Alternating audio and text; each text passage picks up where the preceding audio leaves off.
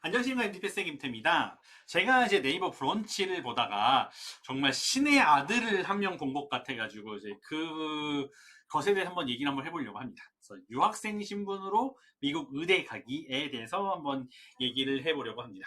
그래서 너무 많은 헛된 희망을 주고 싶지 않습니다. 이 얘기를 할 때 가장 조심스러웠던 게, 야, 그럼 이제 의대생, 유학생들도 의대 갈 수 있다 생각을 하실 수가 있을 것 같아가지고, 도대체 어떤 상황이고 어느 정도쯤 잘해야지 유학생 신분으로 미국 의대를 갈 수 있는지 한번 보도록 하겠습니다. 그래서 저는 이제 이런 얘기를 할 때마다 늘 카더라 통신이 아닌 AMC 공식 통계 자료를 가지고 옵니다. 그래서 보시면 테이블 A3고요. 우리가 지금 관심 있는 건 2023년, 2024년에 유학생 신분으로 정말 누군가는 이제 의대를 지원을 하는가를 보려고 하고 있습니다.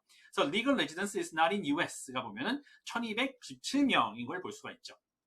제가 누누이 말씀드리지만 저 1297명에는 정말로 많은 숫자의 캐나다 사람들과 정말로 많은 숫자의 호주인들이 있습니다. 여러분들 같은 경우는 그 점을 감안하시고 봐주면 좋겠다 생각을 하고 있습니다.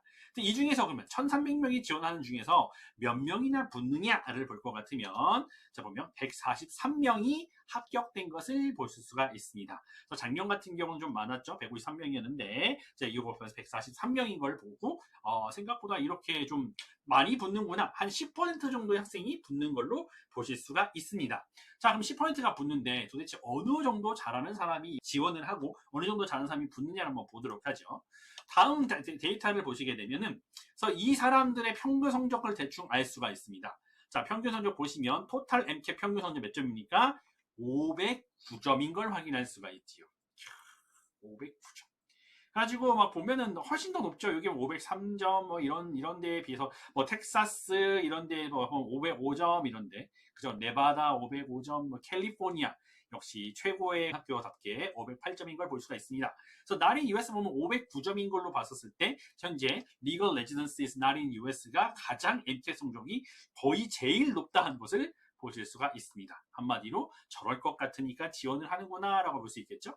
GPA 토탈도 보면 3.7을 가지고 있는 아주 높은 학생들이라고 볼 수 있을 것 같습니다. 한마디로 최상위 학생들이 이걸 지원을 한다는 것이죠. 그렇다면 이제 진짜 붙는 사람들은 어느 정도쯤 잘했느냐 한번 보도록 하죠. 진짜 붙는 친구 같은 토탈 MCAT을 보게 되면 소름 돋는 걸 보실 수가 있습니다. 뭐가 소름 돋느냐? 에버리지 점수가 514점입니다. 에버리지가 514점. 어마어마하지 않습니까? 한마디로 이제 515 정도는 다 누구나 받는다는 얘기고, GPA 토탈 같은 경우 3.82 점수를 받는 걸 볼 수 있습니다.